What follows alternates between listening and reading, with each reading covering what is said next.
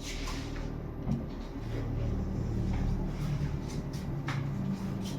नमस्कार दोस्तों, स्वागत है आपका गुरुकुल कंप्यूटर कोचिंग सेंटर में। आज हम सीखेंगे कि एक्सेल में सैलरी शीट को कैसे बनाएंगे।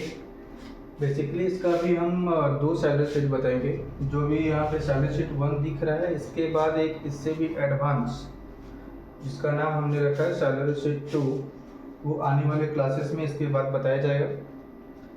अभी जैसे यहाँ पे सैलरी शीट 1 में आपको दिख रहा होगा कि यहाँ पे एम्प्लॉय आईडी दिया हुआ है, एम्प्लॉय नेम, जॉब टाइप यानी कि जो एम्प्लॉय है उसका पोस्ट क्या है, फिर बेसिक सैलरी, फिर डीए मतलब डियरनेस अलाउंस हो गया, टीए मतलब ट्रेवलिंग अलाउंस हो गया, एचआरए मतलब होम रेंट अलाउंस हो गया।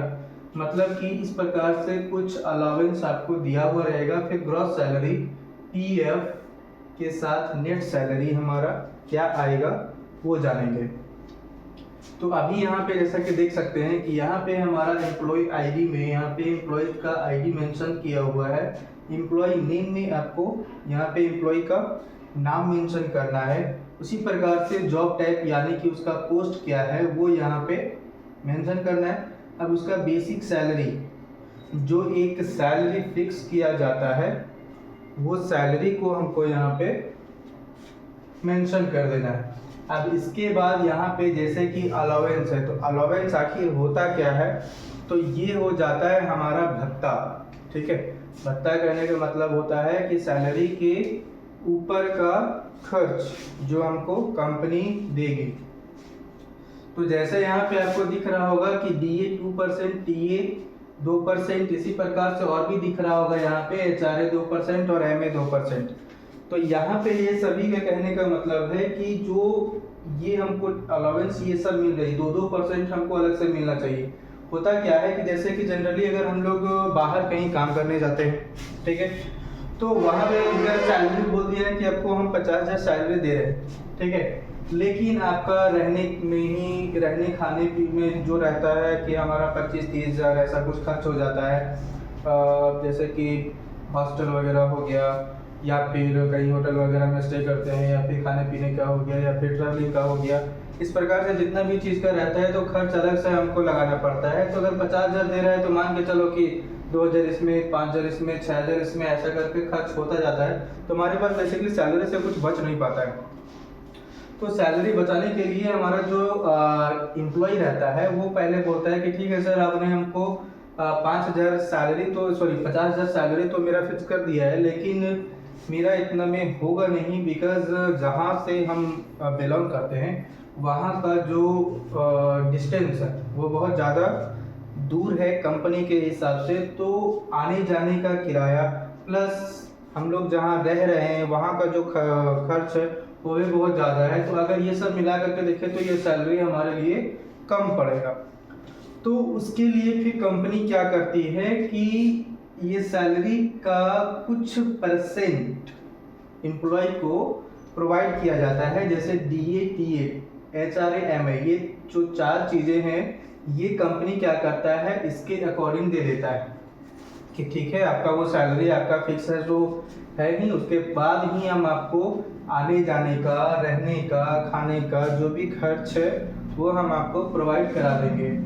देखिए, अगर एम्प्लॉय में अगर स्किल्स रहेगा तो कंपनी सैलरी नहीं देखेगा, उसका स्किल के अकॉर्डिंग एम्प्लॉय को रखेगा ही रखेगा। ठीक है, तो इसी प्रकार से अभी बोला है कि डीए आपको 2% दिया जाएगा। तो किसका 2%? तो बेसिक सैलरी जो हमारा मेंशन किया हुआ है उसका 2% देगा। तो यहाँ पे भी देखिए फॉर्मूला लगाना क्या है, फॉर्मूला लगाना is equal to basic salary into 2%। ठीक है, मतलब डीए कितना परसेंट हमारा आएगा वो देखना है। तो ये तो हमारा हो गया बेसिक फार्मूला हो गया। अब लेकिन वहाँ पे पुट क्या करना है, बहुत कोई क्या करते हैं कि अगर हम फार्मूला में यहाँ लिखा दिए हैं सर तो ऐसा ही लिख देते हैं, अब इंटर करते हैं तो आंसर आ जाता है वैल्यू। मतलब कि यहाँ पे हमारा जो आंसर आना चाहिए वो आता ही नहीं। तो इसी प्रकार से यहाँ पे देखिए बेसिक सैलरी हमारा कौन सा है, बेसिक सैलरी के लिए हमारे यहाँ पे क्या है डी, और उसका सेल एड्रेस क्या है यहाँ पर, तो डी और यहाँ पे 2, D2। तो D2 बेसिक सैलरी का हमारा सेल एड्रेस क्या हो जाएगा, D2 इंटू कितना परसेंट दे रहा है 2%। तो इसका यहाँ पे 2% लिख करके इंटर करेंगे तो हमारा ये DA निकल करके आ जाएगा। अब जैसे यहाँ पे TA है, तो TA के लिए हमको क्या करना है कि इसका भी TA हमको किसके अकॉर्डिंग मिल रहा है, जितना भी अलाउंस है हमको सब बेसिक सैलरी के अकॉर्डिंग ही मिलेगा, ठीक है। तो यहाँ पे इसका भी 2%, तो इसका भी फॉर्मूला सेम हो जाएगा, is equal to basic salary into 2%। तो यहाँ भी उसी प्रकार से लिखा हुआ है कि D2 इंटू 2%। HRA भी सेम है, बेसिक सैलरी इंटू 2%, यानी कि D2 इंटू 2%। एमए मतलब मेडिकल अलाउंस जो होता है वो हमारा D2 इंटू 2%, मतलब कि बेसिक सैलरी इंटू 2%। तो यहाँ तक तो आशा करते हैं कि कोई दिक्कत नहीं होना चाहिए। अब आता है ग्रॉस सैलरी। ग्रॉस सैलरी मतलब होता है कि बेसिक सैलरी के साथ साथ जितना भी हमारा अलाउंस यानी कि भत्ता है उन सभी को जोड़ करके हमारे पास कितना पैसा आना चाहिए। तो इसके लिए हमारे पास यहाँ पे ग्रॉस सैलरी में देखिए 2 फॉर्मूला है। एक है जो थोड़ा लॉन्ग है, ठीक है, लॉन्ग है यहाँ पे, इसमें हमको यहाँ पे थोड़ा सा एक ब्रैकेट और देना चाहिए था, ब्रैकेट क्लोज यहाँ पे नहीं किया गया है, यहाँ पे इसको ब्रैकेट क्लोज करना है। तो यहाँ पे क्या करना है, एक एक करके, जैसे अभी हम समझने के लिए देखते हैं कि is equal to some D2, मतलब अब यहाँ पे क्या बोले थे ग्रॉस सैलरी में कि ये भी जुटेगा। अब यहाँ बेसिक सैलरी से लेकर के जितना अलाउंस दिए हैं हम सारा का सारा जुटेगा, ठीक है। तो यहाँ पे क्या करेंगे, इसका जोड़ना है, तो D2 plus E2 plus F2 plus G2 plus H2, same वही है, D2 plus E2 plus F2 plus G2 plus H2। और इतना लिख करके इंटर कर देंगे। लेकिन हाँ ध्यान देना को जोड़ना है तो इज इक्वल टू सम का फॉर्मूला लगाना ही पड़ेगा। और अगर ये लॉन्ग पड़ रहा है तो सबसे आसान चीज यहाँ पे एक चीज देखना क्या है कि यहाँ पे फॉर्मूला लगाएंगे is equal to sum bracket open D2, ठीक है, और ये देना है हमको यहाँ पे रेशियो, ठीक है, रेशियो। अब सबसे अंतिम का जो जोड़ना रहेगा वो, तो ये हमारा H2 है, तो यहाँ पे H2 लगा दिए। आप बोलिएगा कि यहाँ पे सम में यहाँ पे रेशियो क्यों दिए, तो ये जो रेशियो होता है ना, ये जो रेशियो होता है वो क्या करता है कि रेंज क्रिएट करता है, ठीक है। तो ये जैसे कि अभी हम फॉर्मूला डालें D2 रेशियो H2, तो वो क्या करेगा, यहाँ से लेकर के यहाँ तक का रेंज क्रिएट करेगा। और जैसे ही ब्रैकेट क्लोज करेंगे, फंक्शन क्या डालें, सम का, यानी कि जोड़ेगा। तो यहाँ से यहाँ तक वो क्या किया है, रेंज क्रिएट कर दिया है। तो अब यहाँ पे इंटर जैसे ही करेंगे तो जो काम हमारा ये किया था वही काम हमारा ये करेगा, मतलब कि जोड़ करके टोटल दे देगा हमारा यहाँ पे, ठीक है। अब उसी प्रकार से यहाँ पे आ जाता है PF, ठीक है। तो PF क्या होता है कि हमारा कटता है, कंपनी से कटता है, कहीं 17% होता है, कहीं 12%, वो कंपनी के अकॉर्डिंग डिपेंड करता है कितना % कटना है। तो यहाँ पे ये क्या करता है कि ग्रॉस सैलरी इनटू यहाँ पे PF हमारा कटता है, तो हम PF पहले निकालेंगे तो किसका PF निकलेगा, तो हमारा ये निकलेगा किसका, ये निकल सकता है ग्रॉस सैलरी के ऊपर भी और हमारा बेसिक सैलरी के ऊपर भी। जनरली हमारा बेसिक सैलरी जो रहता है उसके अकॉर्डिंग ही निकलता है, ठीक है। तो यहाँ पे हमारा ये PF जो रहेगा, तो वहाँ पे क्या किया, जैसे अभी यहाँ पे ग्रॉस सैलरी का अकॉर्डिंग यहाँ पे निकाले हैं, अगर ग्रॉस सैलरी का अकॉर्डिंग निकालना है तो यहाँ पे लगाना है is equal to gross salary into 28%, क्योंकि यहाँ पे हमारा 28% ही दिया हुआ है।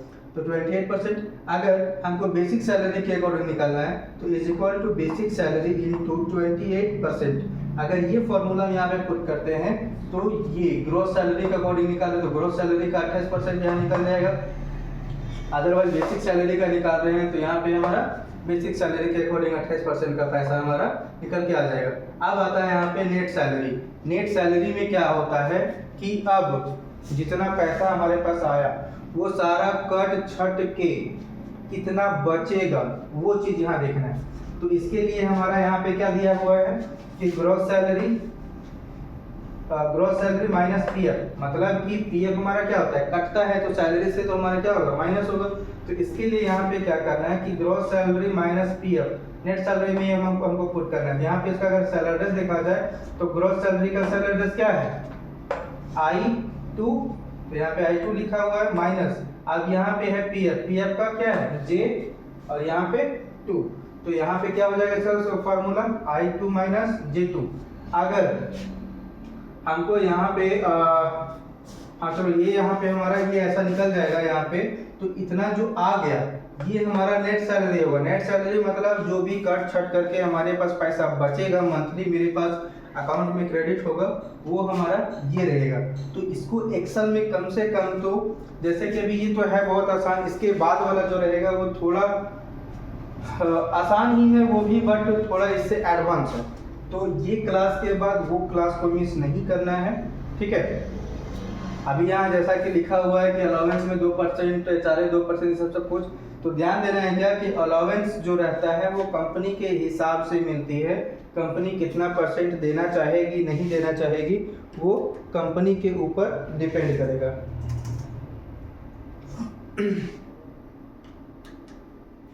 ठीक है, कंपनी के ऊपर डिपेंड करेगा।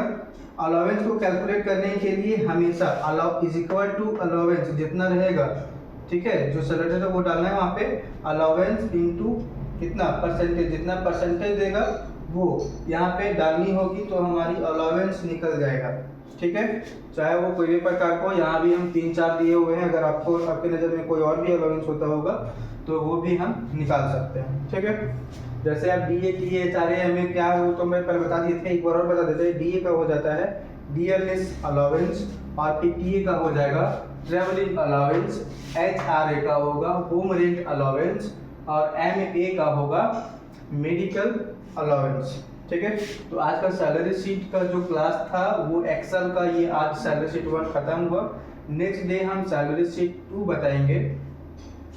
और अगर किसी को इसमें किसी भी चीज़ में अगर समस्या हो या फिर एक्सेल से रिलेटेड कोई भी चीज़ में समस्या हो तो वो हमको कमेंट बॉक्स में बता सकते हैं। उसका सॉल्यूशन के लिए हम अलग से वीडियो बना करके अपलोड कर देंगे। धन्यवाद।